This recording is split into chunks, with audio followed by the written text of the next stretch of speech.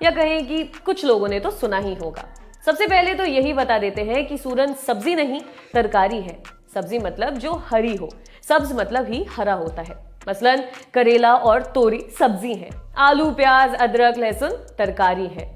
सूरन भी तरकारी है, एक जड़ है, एक कंद के रूप में होती है और आमतौर पर अपने आप ही उगती है।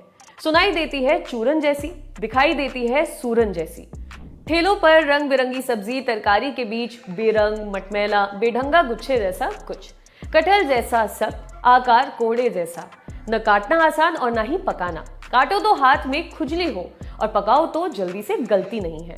कायदे से न बने तो खाने पर गले में काटता है, तेज खराश होती है। इसलिए शायद मदर इंडिया बाढ़ में सब कुछ डूब जाने के बाद नरगिस जमीन से सूरन निकालती हैं और बच्चों को भूख के बावजूद पूरी तरह उसे पकाना चाहती हैं। उन्हें मालूम है कि अधपका सूरन कितना तकलीफदेह है। हालांकि कुछ जानकारों को उस जड़ के सूरन होने पर संदेह भी होता है। अब इससे पहले कि आपको लगने लगे कि सूरन को लेकर हमें कोई निजी खुन्नस है, जिसकी संभावना काफी है, आपको बता देते हैं कि दिवाली में सूरन क्यों बनाते हैं, या कहें कि क्यों ही बनाते हैं। सूरन को जिमीकंद भी कहते हैं, ओल भी कहते हैं, अंग्रेजी में याम कहते हैं। वैज्ञानिक नाम है अमोर्फोफॉलिस और आगे का मुझसे प्रोनाउंस नहीं होगा, तो इतना काम आप भी कर सकते हैं, गूगल करके देख लीजिए। अब आगे बढ़ते हैं। सूरन कई प्रकार का होता है, जैसे व्हाइट याम, पर्पल याम, चाइनीज याम, व्हाइट याम, येलो याम वगैरह वगैरह। सूरन से कोई खास रोग में या किसी तंत्र को फायदा नहीं होता, मगर इसे पोषक तत्वों की खिचड़ी कह सकते हैं। सब थोड़ा थोड़ा डायबिटीज कंट्रोल करने में, वजन कम करने में, पाचन में, स्किन केयर में कारगर हो सकता है। इसमें एंटी इन्फ्लेमेटरी और एंटीऑक्सीडेंट्स पाए जाते हैं, जिससे शरीर की इम्यूनिटी बढ़ती है। कुछ एक जगहों पर यह भी लिखा मिलता है कि सूरन में मौजूद एलोन्टाइन कंपाउंड कैंसर से बचाव में भी मददगार हो सकता है। मान्यता है कि दिवाली के दिन सूरन खाने से पीस और प्रोस्पेरिटी आती है। हिंदी अनुवाद करें तो शांति और संपदा। सूरन और संपदा, ये शब्द संजाल उतना ही रोचक है जितना इसका आपस में संबंध।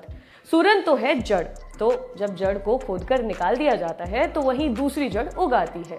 एक सूरन की जगह दूसरा सूरन। सूरन की जड़ को काट दें तो वहीं पर फिर से सूरन। इस निकलने और बार बार उग जाने को संपदा के फ्लो से जोड़कर देखा गया। फिर घरों में एक कहानी चली, दिवाली के दिन सूरन की सब्जी नहीं खाई तो अगले जन्म में छछूंदर पैदा हो गए। फिर कुछ मान्यताओं में छछूंदर नेवला हो गया। कहीं कहीं लोगों ने यह भी बताया कि शायद अगले जन्म में कुछ नहीं होता है।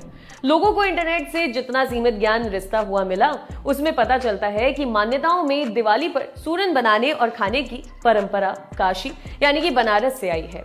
खाओ तो संपदा बढ़ेगी, ऐसा सुना गया है।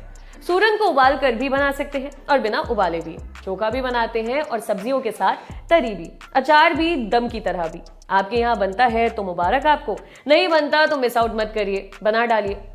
इस दिवाली पटाखे जलाने पर बैन है, सूरन बनाने पर बिल्कुल भी नहीं।